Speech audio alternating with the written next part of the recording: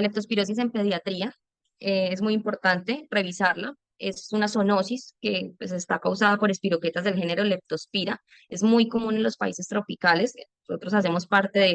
esas regiones donde es endémica o pues realmente se pueden presentar casos importantes de Leptospira. Y esta infección resulta de la exposición ya sea directa o indirecta con un reservorio animal infectado que lleva la espiroqueta a sus túbulos renales y la va a estar excretando de forma permanente, de forma intermitente por la orina. En nuestro medio, el Ratus norvegicus, que es la rata café, es la más frecuentemente asociada a las infecciones por leptospira, pero no la única.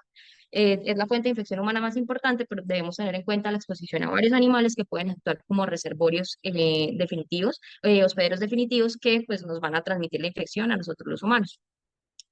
En cuanto a la epidemiología, entonces, a nivel mundial, la leptospirosis es una infección que está ampliamente diseminada, puede ser potencialmente mortal si no damos un manejo oportuno, pues si cursa con una forma grave de la enfermedad y pues ya sabemos que va a predominar en regiones tropicales. La OMS nos reporta aproximadamente un caso por cada 100.000 habitantes en los climas templados, pero fijémonos cómo aumenta significativamente esa proporción más o menos a 10 a 20 casos en los climas tropicales húmedos de los cuales nosotros pues hacemos parte. En Colombia se ha visto una tendencia y es que la incidencia de esta enfermedad, la infección por leptospira, no ha disminuido desde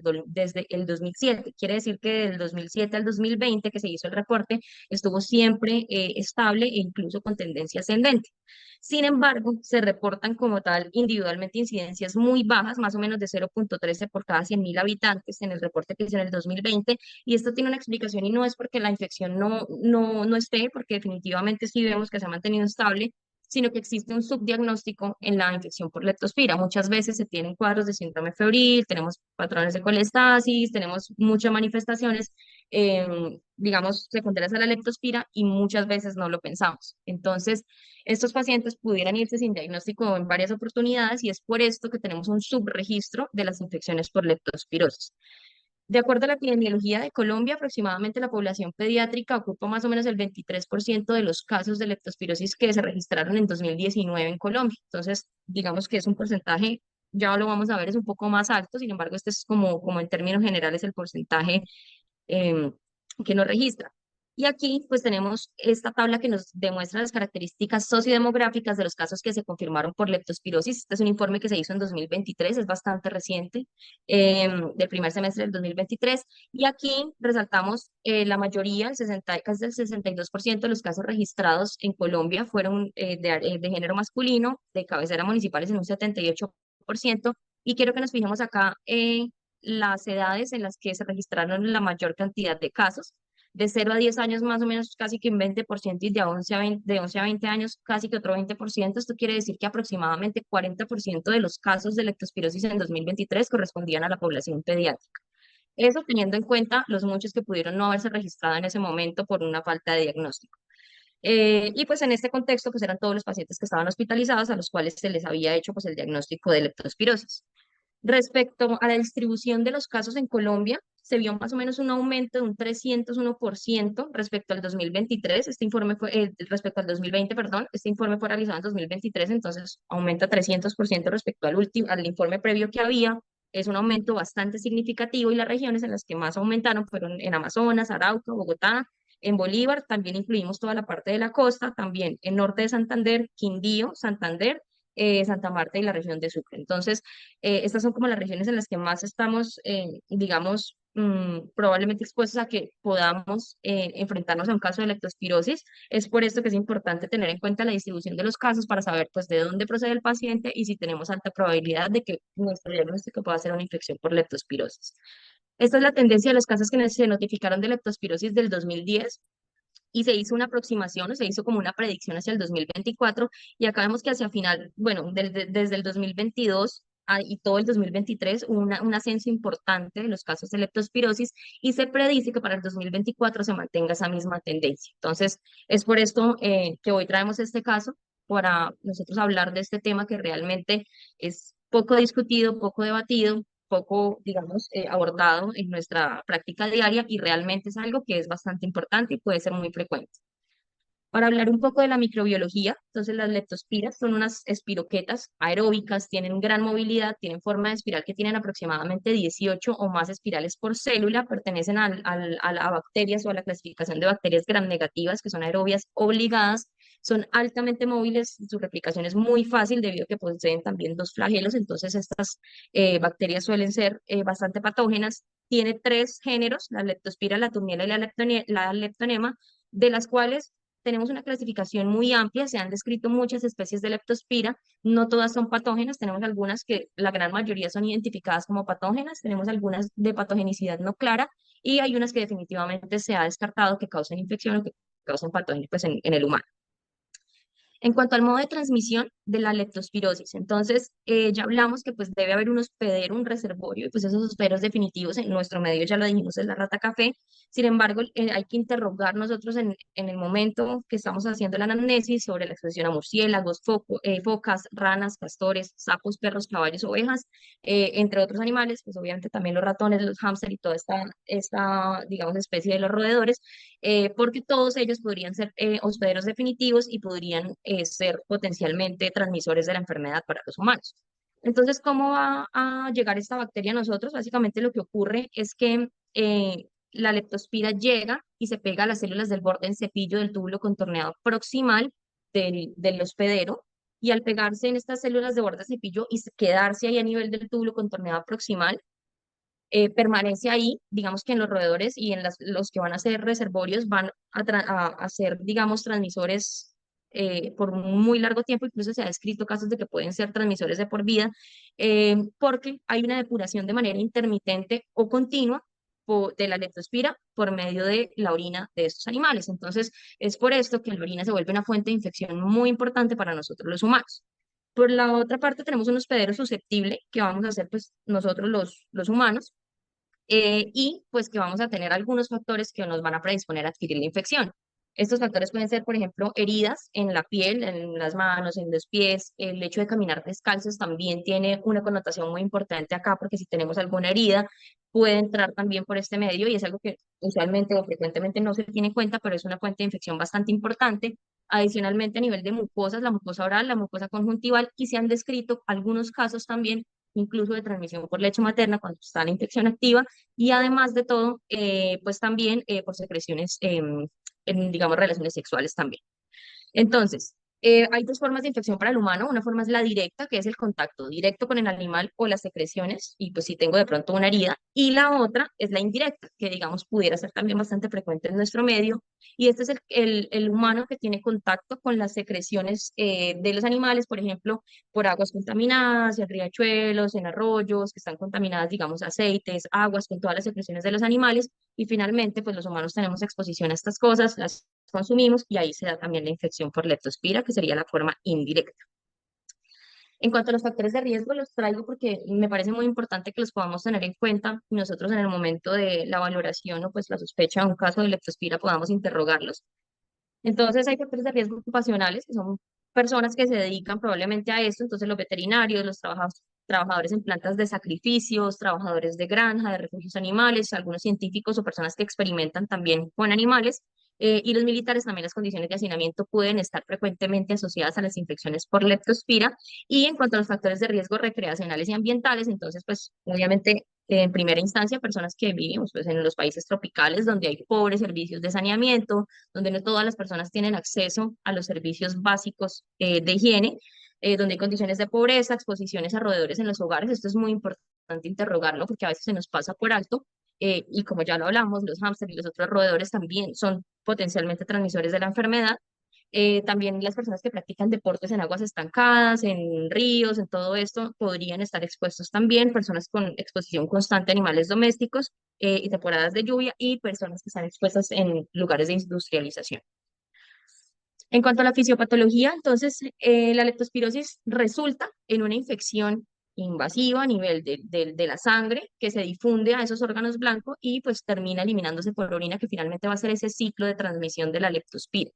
Hay tres pilares importantes, digamos, para la espiroqueta en el momento de causar la infección y de cómo, digamos, desarrolla toda la fisiopatología, y es que existen factores propios del germen, como los factores de adherencia a las proteínas de membrana externa, también tienen unas enzimas invasoras que son las coalagenasas y metaloproteasas, que son las que van a favorecer el daño orgánico y la adhesión a los órganos, y además de todo, proteínas similares a inmunoglobulinas que se generan en el momento de la infección. Esto quiere decir que esta producción de proteínas similares a proteínas pueden favorecer una respuesta de reacción cruzada también, y es por esto, esta es la explicación de por qué algunos pacientes tienen formas graves de leptospira y por qué hacen, digamos, una respuesta inmunológica muchísimo mayor o una respuesta inmunológica desproporcionada que pues termina traduciéndose en una forma grave de la enfermedad. Y básicamente en lo que consiste la enfermedad grave es que hay una tormenta de citoquinas. Entonces, en esta tormenta de citoquinas hay afectación orgánica directa a nivel hepático, entonces hay congestión de los sinusoides, distensión del espacio perisinusoidal, hay un daño hepatocelular directo y apoptosis. Es por esto que la insuficiencia hepática es de las cosas más frecuentemente encontradas en la infección por leptospira.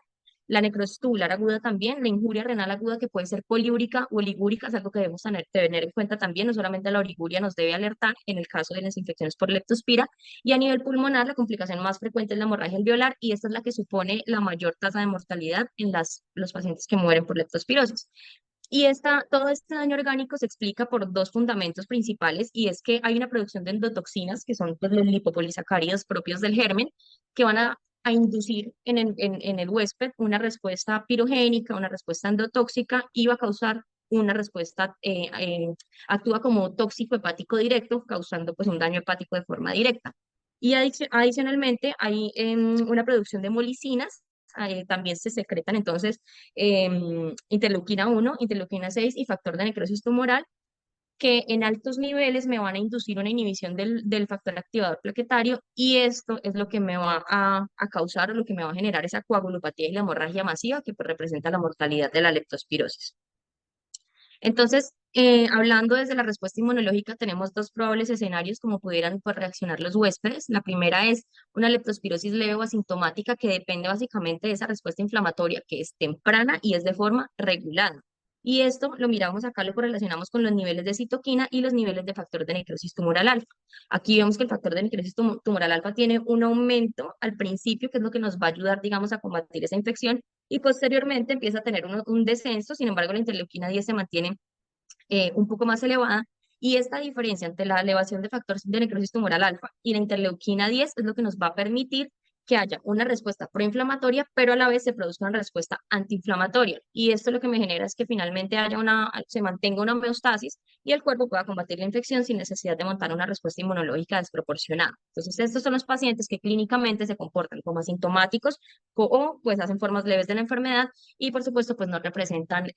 daño orgánico a los pacientes, o pues pueden tener algunas alteraciones de laboratorios, pero no una forma grave de la enfermedad.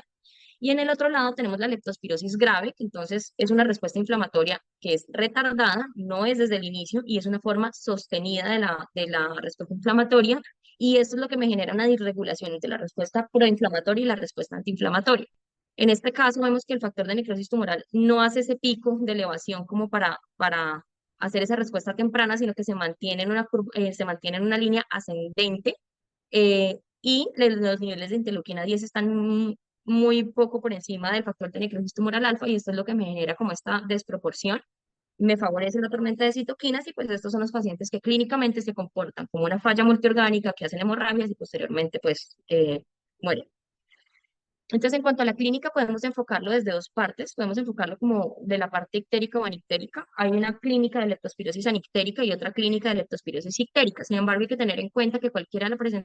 que sea la presentación de la enfermedad, se trata de una enfermedad bifásica que tiene una fase aguda y una fase inmune.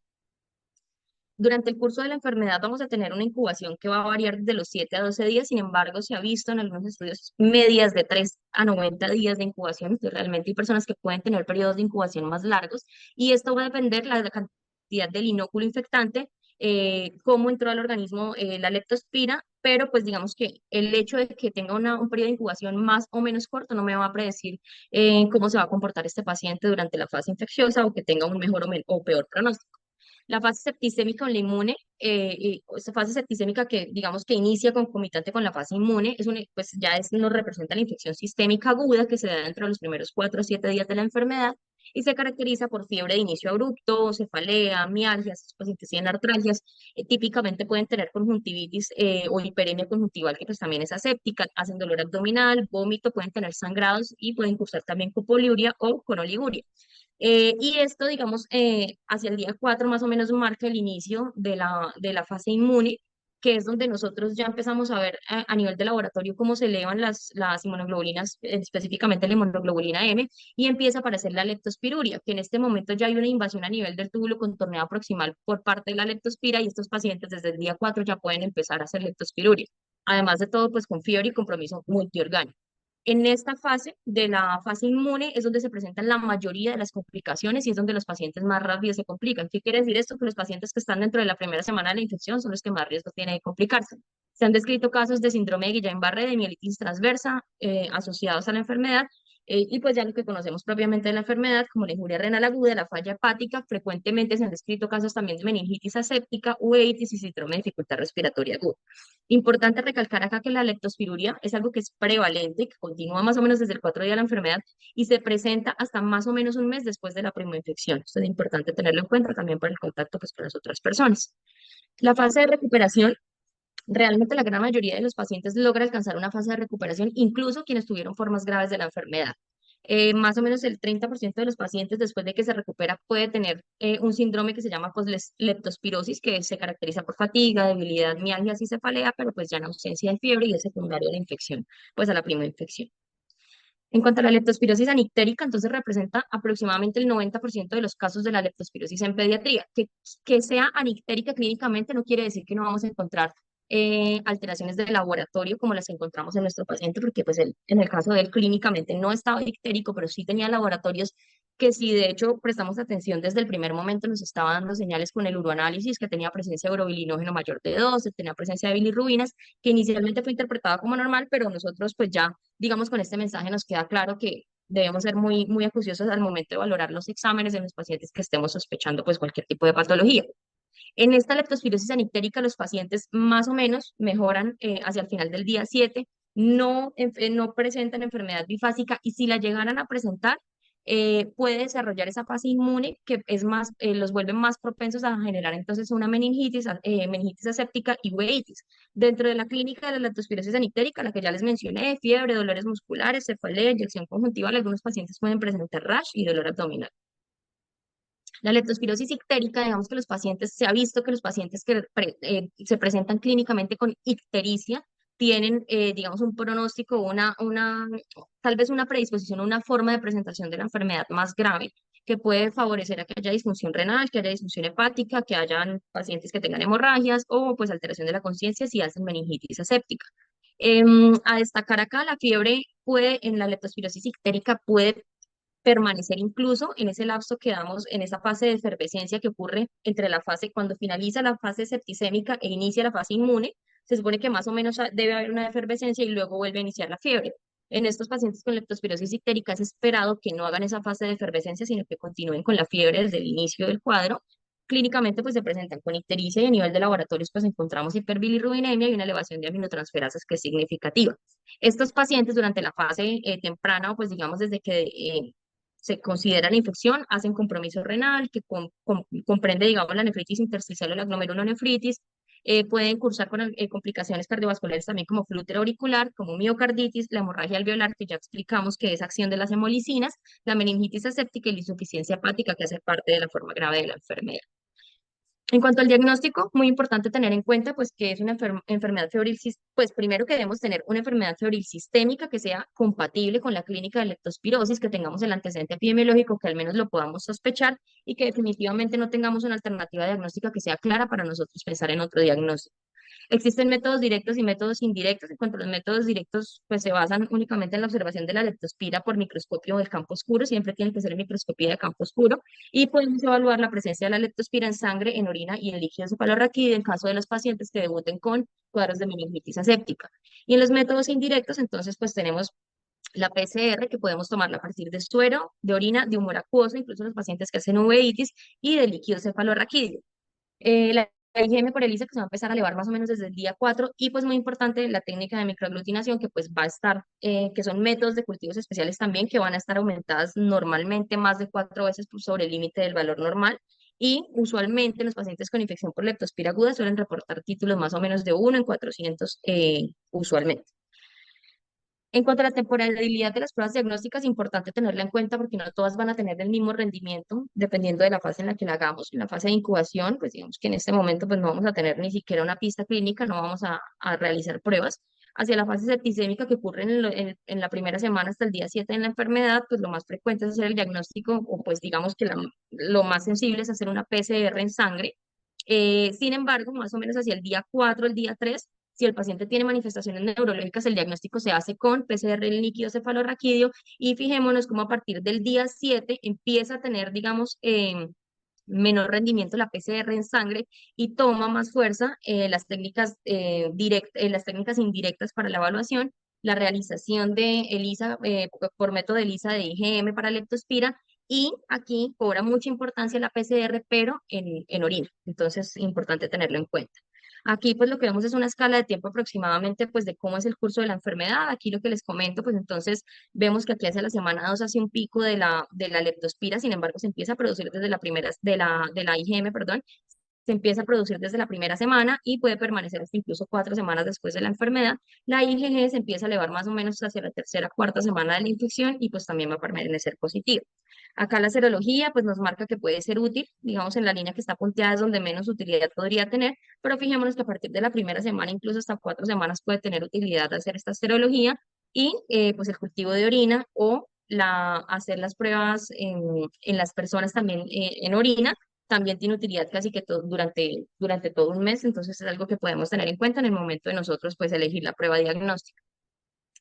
En cuanto a los hallazgos de laboratorio, frecuente encontrar en el hemograma leucocitosis, puede haber leucopenia, trombocitopenia, las reactantes de fase aguda pues van a estar aumentados, algunos pacientes pueden hacer hiponatremia y hipocalemia,